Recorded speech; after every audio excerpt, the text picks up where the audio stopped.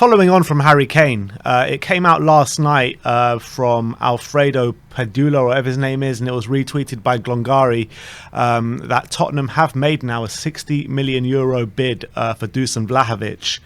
And this is 10 million more than the Atletico bid. And apparently now Tottenham are leading the race for Dusan Vlahovic.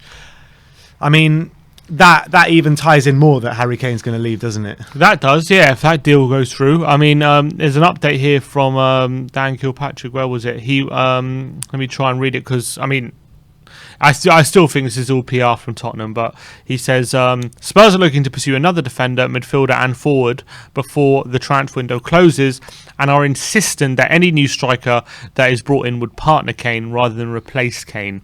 That is obviously that I believe is Spurs putting out there to make City think that even if we do sign a striker, we're not going to budge on Kane's price. I think it's a negotiation tactic. I really don't believe we're going to spend 60 million euros on a striker without getting at least some serious money back in. So do I really believe we're going to do that? I mean, I'd like to think we would, but I find it so unlikely. But at least with the Martinez deal looking pretty much dead at the moment, because of the price they're going to ask and him potentially signing a new contract, we need to make sure we keep one of those options open. Definitely. And it looks like the Vlahovic door is wide open right now, from what we're seeing from the press. With Lautaro Martinez, if he doesn't sign this contract on Monday, I think the meeting is, or whenever it is, if he doesn't sign this contract, is that door slammed wide open again? If he doesn't sign it, there's definitely a bigger opportunity for sure. Do you still think they need 90 million if they're going to sell it? I don't think they need. I think that's just put out there that the price has gone out to about 90 million to kind of ward Tottenham off, because I do think they want to keep him after selling Lukaku. That's what you were saying, though. I do think they want to keep him, and I do think the price has gone up.